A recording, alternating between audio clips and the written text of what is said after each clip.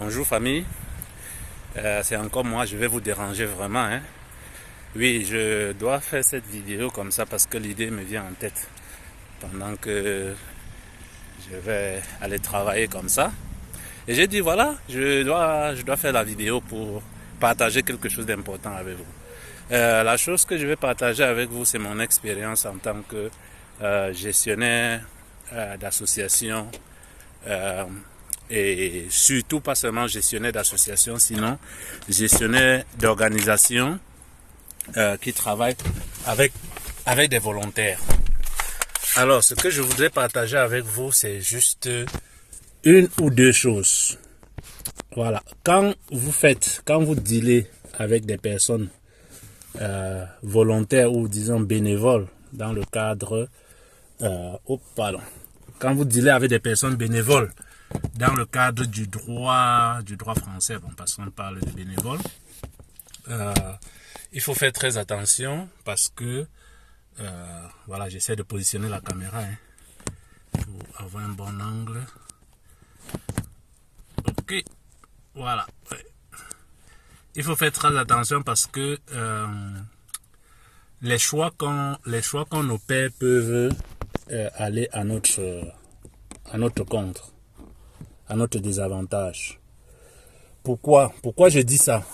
Parce que quand nous travaillons avec des personnes volontaires, on a tendance à oublier que ces personnes-là viennent de manière bénévole pour travailler avec nous.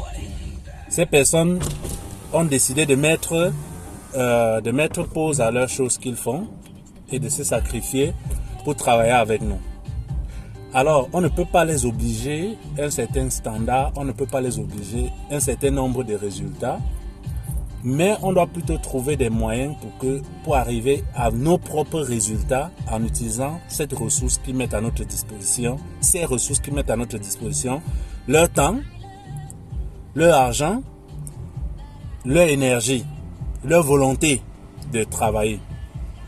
Alors, c'est impossible que dans une association où on deal avec des volontaires et des bénévoles, qu'on oblige des gens à nous respecter, par exemple. On oblige les gens à nous respecter. Non, c'est nous qui devons les respecter parce que ces personnes mettent de leur temps, de leur argent pour nous permettre d'atteindre nos objectifs.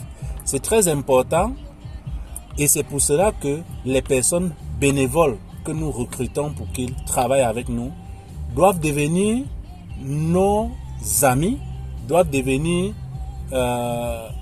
nos collaborateurs. Ils doivent se sentir à l'aise chaque matin de se lever pour venir. Parce que la question que moi je me pose généralement, c'est que pourquoi je dois les exiger quelque chose pour lequel je ne les paye pas? Si je paye un salaire, j'exige des résultats.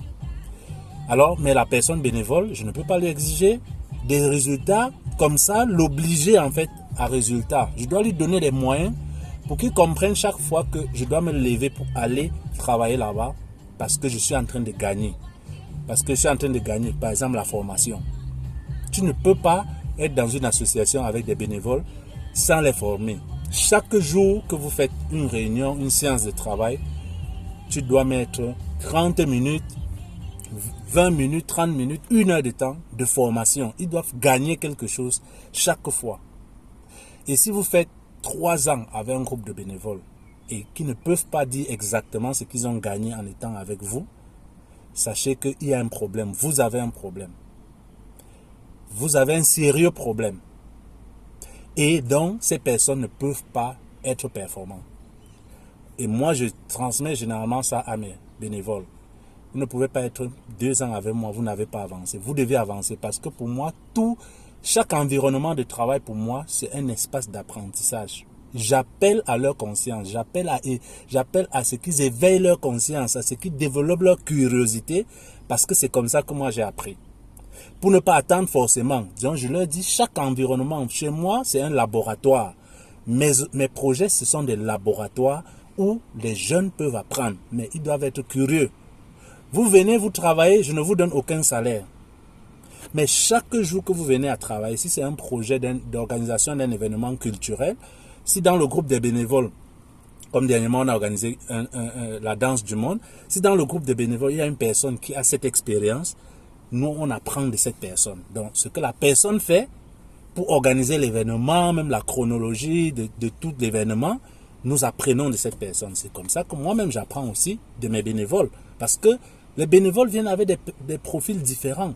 Après, il faut que vous-même qui êtes le responsable de ces groupes, que vous puissiez analyser chaque profil, que vous puissiez analyser chaque bénévole et comprendre, un, son profil, deux, chercher à comprendre sa nécessité, et trois, mettre sur pied un canevas de développement de ce bénévole.